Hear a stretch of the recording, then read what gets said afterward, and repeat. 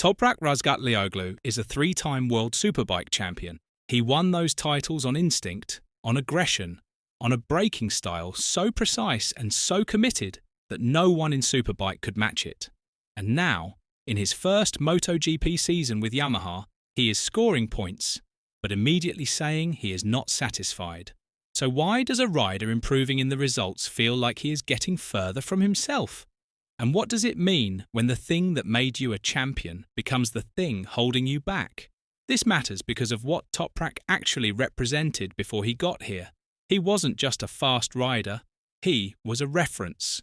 The man every other Superbike rider measured themselves against. 3 titles built on one foundation, an aggression in the braking zones that looked almost reckless from the outside and was completely deliberate from the inside. And all of that was built on the assumption that those instincts would translate, that MotoGP would reward what Superbike had, already proven. But the moment he arrived, something became clear that I don't think anyone fully prepared him for. And MotoGP doesn't care what made him great in Superbike. It doesn't reward the same instincts, the same aggression, the same braking commitment that won him 3 titles. And right now, it is punishing him for all of it. Let's have a look at what is actually happening on track, because the gap between where he is and where he needs to be is more specific than the results suggest. We know for a fact that Toprak is strong in the braking zones. That part of his game crossed over.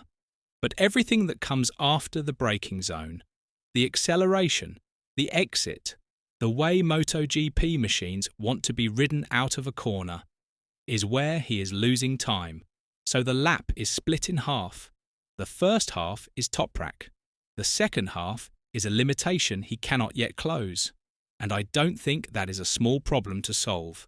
That is the entire shape of how he rides, being asked to become something else entirely. But the story doesn't end there. Because what makes this more complicated is what he admitted about Jack Miller. A 3-time world champion, mid-season, sought guidance from a teammate to understand how the bike wants to be ridden. Think about what that moment tells you. Toprak has never been the student. He has never been the rider looking across the garage for answers. He was always the reference, the man others studied. And now the dynamic is reversed. But here is the part that I think gets missed. It is not just that he asked. It is that he had to. Can you ignore what that says about how far outside his natural territory he actually is? And can you ignore what it says about how long he has been searching for an answer the bike hasn't given him yet? But that does not make it any less significant. We've seen riders struggle in their first MotoGP season before, but this is different. Let's be clear about why. It is not a lack of pace. It is not a lack of commitment. It is that his biggest weapon is working against him. The Michelin tyre and the MotoGP machine punish the exact braking aggression that made him 3-time champion, and every time he rides naturally, he loses time. Every time he corrects himself, he loses something else. He is not riding freely. He is riding in a permanent negotiation between instinct and survival. Every lap is a compromise. Every corner is a calculation he never had to make before. I'd say that is the most honest description of where he actually is right now. Let's not forget the environment he stepped into. New bike, new tyres, new electronics, aerodynamics and ride height devices that have no equivalent in Superbike. He didn't just step up a level, he stepped into the most hostile version of MotoGP that has ever existed. And more importantly, he stepped into it inside a Yamaha that cannot give him what Ducati riders take for granted. Fabio Quartararo has spent years managing around Yamaha's straight-line deficit, learning where to steal time, where to protect it, and where to accept the loss.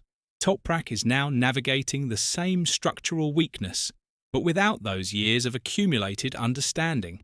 And I don't think the bike is going to start saving him anytime soon.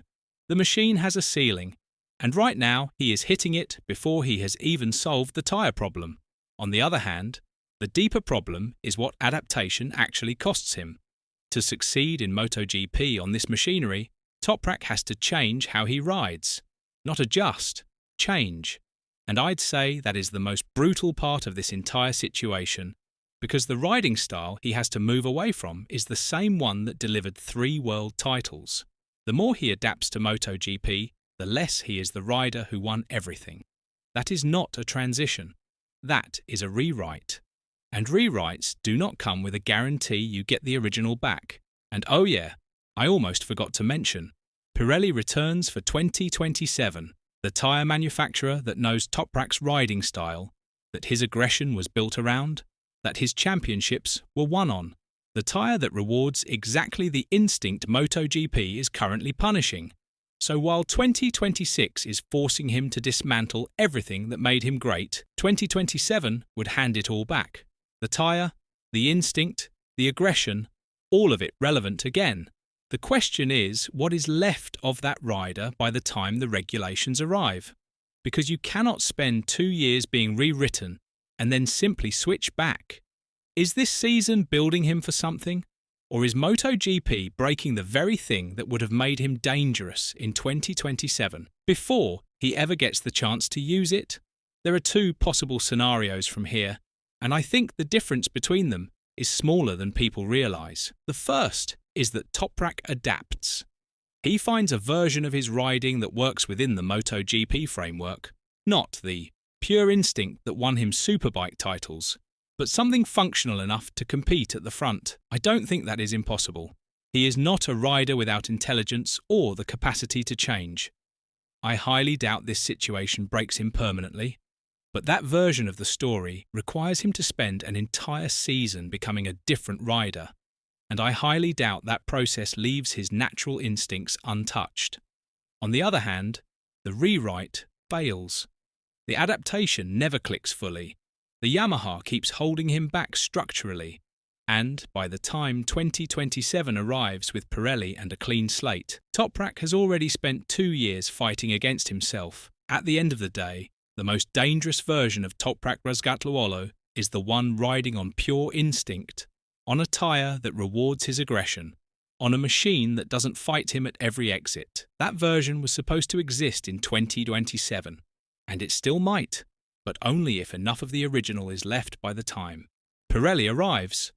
The question is whether MotoGP rewrites him completely before he gets the chance to find out. He came here to prove he could win at the highest level, but MotoGP may be asking a different question.